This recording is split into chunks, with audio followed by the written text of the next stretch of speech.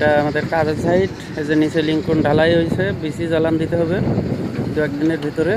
এই যে বড় বড় পাইলিং দেখেন, বড় গ্যালেন্ডার মেশিনকে কীভাবে কাটে।